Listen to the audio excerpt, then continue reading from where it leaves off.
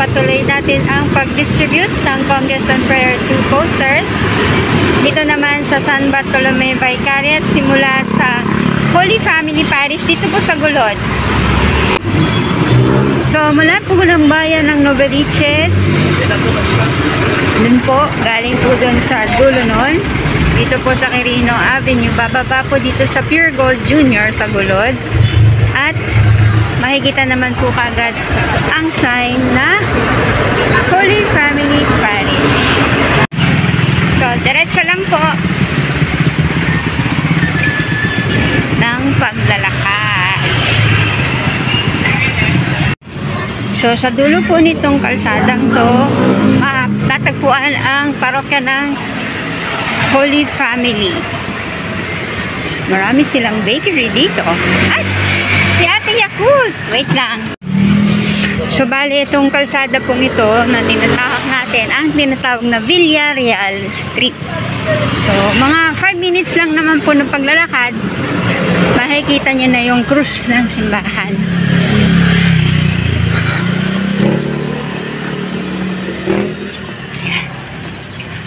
At ayan na po, Holy Family Parish. Ito, tatawid tayo para makita siya ng maganda. Okay. So, ayan. Tadeng! Saan ang bukasan ng parokya? Ito, bawal hanapin natin ang pasukan.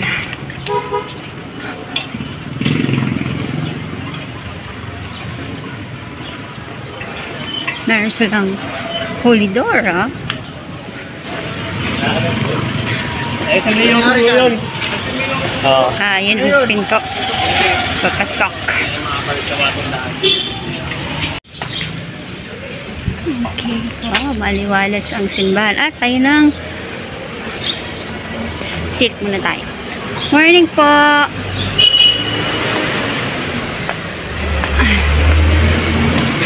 Ngayon lang ako nakapunta dito. Maliwalas ang kanilang simbahan at mataas. Ayan. Okay.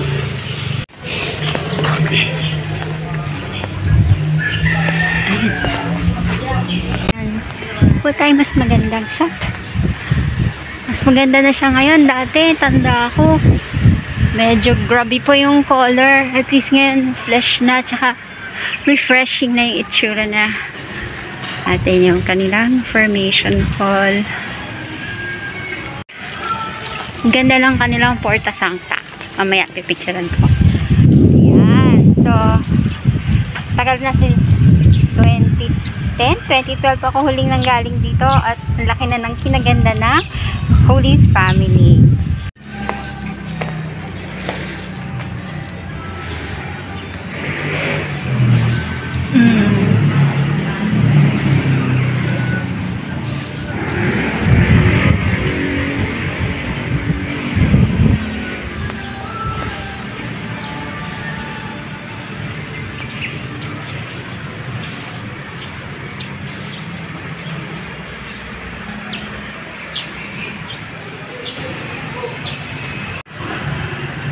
So, mula po dito sa Holy Family Parish sa Gulod, punta naman to tayo sa Barangay San Bartolome para sa San Bartolome Parish, isa sa mga Jubilee Shrines sa Diocese of Novaliches ngayong taon na Jubilee of Hope.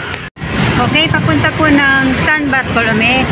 Nasakay po tayo ulit ng jeep ng papunta ng Blumentritt o kaya sa Uyo. Dito po sa Quirino pagkalabas ng Villarreal Street.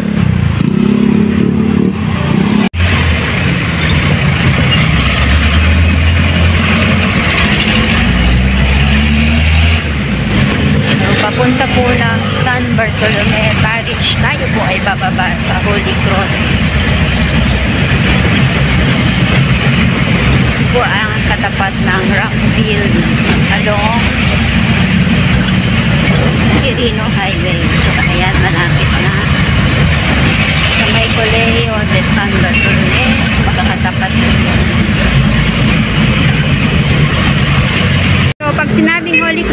ito po siya. Nakikita Jollibee.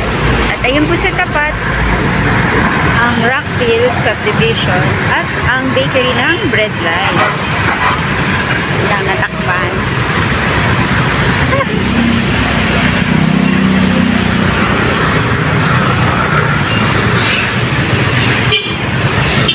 Ayan ang Pizza Hut, Mercury, Jollibee. Yung Ocampos Breadline po, masarap po dyan ang hopya, bagong luto. At ayun po ang Rockville. Hello, Jollibee. Sulit rin daanan kasi mainit sa labas. Dala po yan ang San Bartolome Parish.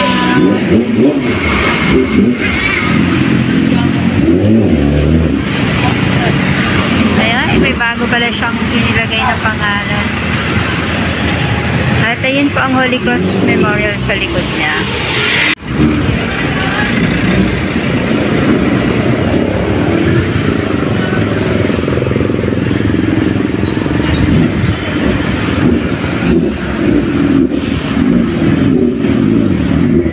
Ayan. Tawid-tawid.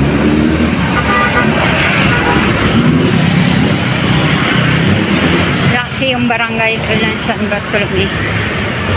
Ayan siya. At ayan na ang parokya bagong pinta, green and flesh. Ba nauuso ang green sa mga fasad ng parish at doon tayo sa parish office. Ayan. So nandito tayo ngayon sa San Bartolome. Ayan po si Father Harvey at ayun po si Rev Pao. Mission accomplished dito sa San Bartolome. Sunod naman pupunta tayo sa Barangay Talipapa. Ang gulo na ng boko. Kailan ba yan umayos? Para naman po sa parokya ng pagkabuhay. Ay mali. Doon pala muna tayo sa Sauyo, Barangay Sauyo, para sa Christ King of the Universe Parish. Ayan, kaka-message ng Dora, lumampas ako sa Sauyo. Balik-balik, lakad ulit. Okay, so naglalakad tayo pabalik ng Sauyo. Bale, galing po tayo ng C5. Yan. Yan po sa Sauyo.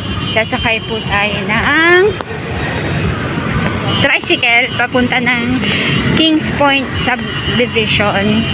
Nandun na po ang Christ King of the Universe Parish. So, bale, dito po tayo sa Jollibee, bababa. Ayan. Ito po ang Kings Point Road.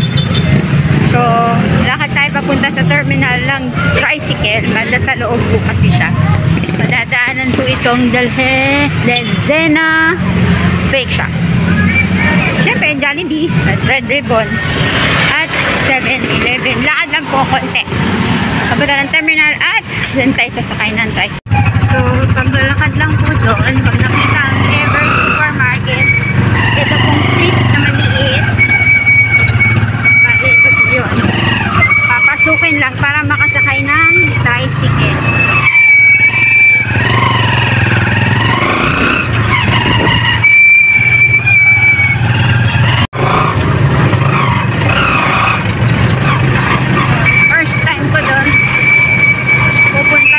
Sa Christ King of the Universe.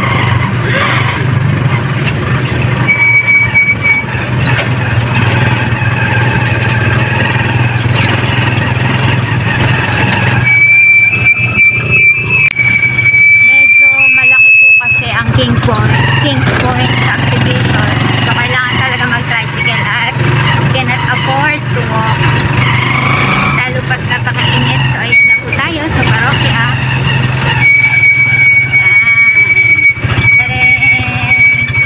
Yan, so ngayon lang ako nakarating dito. Ang laki pala ng kanilang parokya, bonggang-bongga. O, diba, may belfry talaga sila. Taray! Kayang sarado, di tayo makasilip sa loob. At meron silang Marian Garden of Solace. Wow! A sanctuary of prayer. Nice. Ganda naman dito. Laki ng kanilang lupaina. Ay, daming Marian images, oh. Ay, nandun si Mother of Carmel. Bonggay. Wait lang. Tadeng! Nasaan si Mother? Kita niya ba? There! Over there! The Mother of Carmel. Queen Beauty ever. Ngayon, lapit tayo. May formation yata. Galing. Oh, baba natin ta.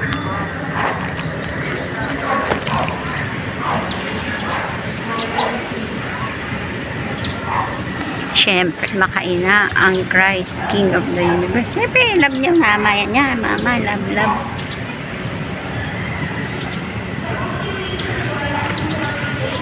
(2021) pala to.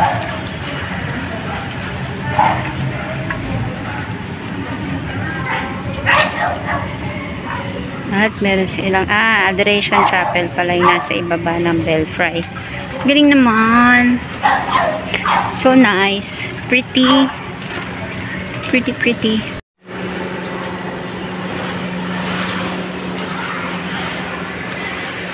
Apostles. At pababa ang Mother of ano to? Comfort room at parish office. Taray.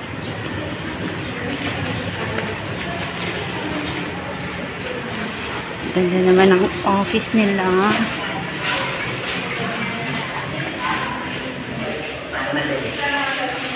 Morning po. Good morning. Hello po. Okay, so tapos na tayo sa Christ King of the Universe Parish. Kaya pupunta muna tayo sa Barangay Talipapa. Jeepney ride away ulit from Quirino going to Talipapa. Balik Quirino sa Uyo, pagbalan tayo sa may Barangay Talipapa. Sakay natin ng jeep yung papunta ulit ng Bloomington. Nakakatawa yung mga pangalan ng street dito. Etong street ng CKUP ay King Christian Extension. Tapos yung ibang mga streets, King Philip, King Henry, Aliw. Ata. Ta-ta-ta-ta. Ayan o.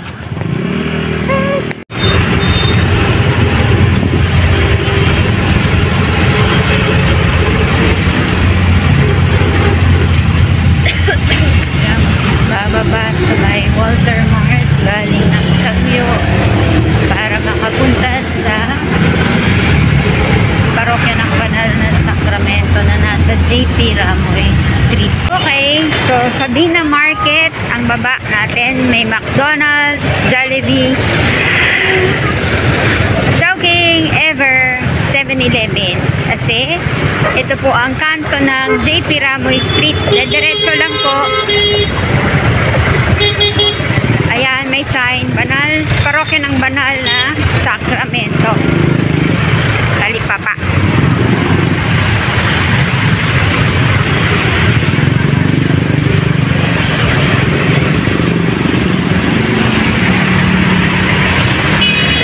Dahil sa kabilang side.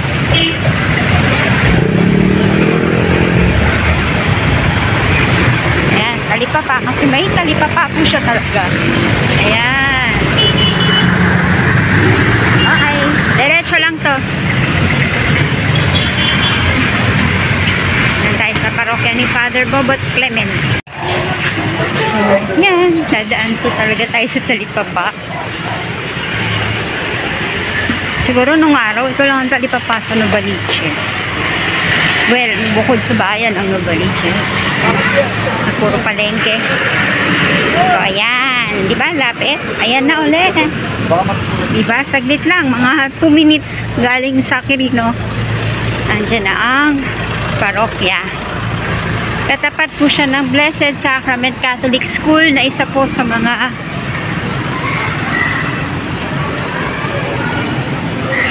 schools ng RCBN, Roman Catholic Bishop of Novaliches Educational System. Okay, nasa lang parish office. Hey! Ang init. So yan, inabot na tayo ng lunch break. Ito po ang, yan, silip tayo sa loob. Parokya. Tada!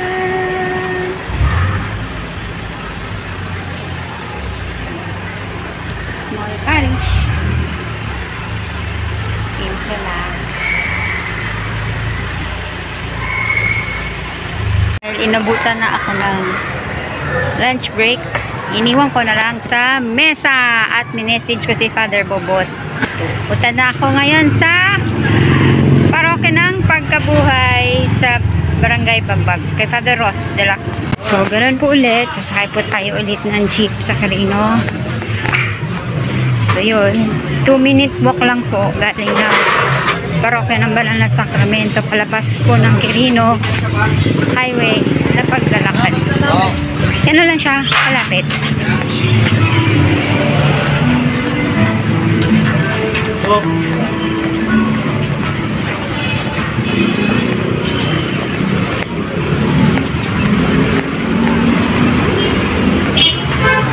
Yan.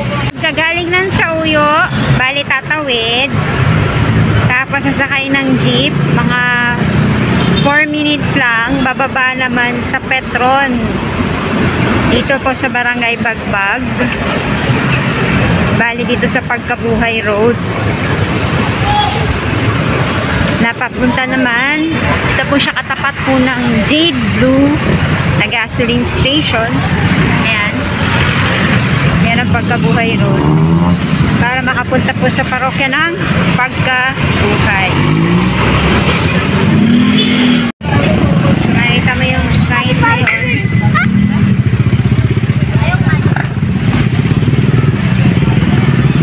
Parokya ng Pagkabuhay. Pagkabuhay Road. So, diretso lang tayo. Mga sandali lang din na paglalakad. Bali mga 200 meters, so mga approximately 5 minutes na paglalakad siguro yan kung mabilis ka maglakad.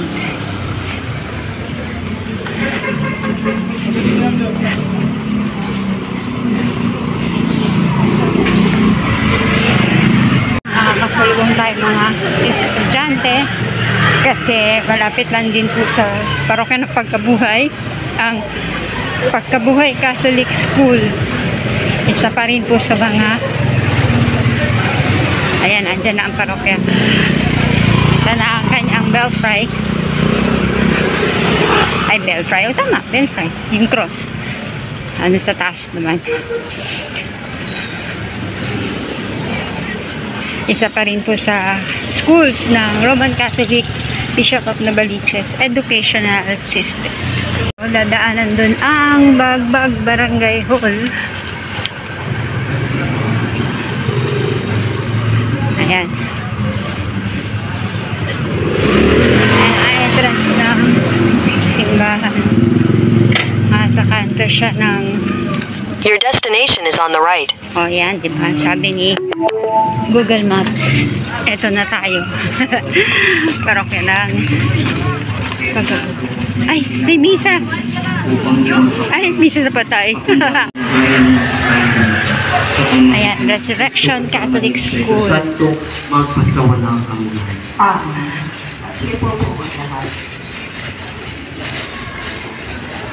Ito po ang ating last stop para sa San Bartolome by Garrett. Ayan, so naibigay ko na siya at sarado na ang opisina dahil tanghalian. Mabuting balita ng Panginoon. Mission accomplished ulit si Laura, the Explorer. Siyempre, baliktad. So, yan. Yan. Baliktad. Kaugalian na natin o ugali natin na kapag mamatay Silip tayo sa ay loob. nalulungkot. Nakita na niya ang Panginoon at nag-usap na sila. Pero hindi pa siya pinuhusgahan kasi 40 days pa yun para husgahan siya kung saan siya, sa kabila o sa kabila. Sa totoo lang, ang buhay natin, hindi tayo namamayari. Walang sinuman ang masisisi natin na bakit kinuha pa ang si tatay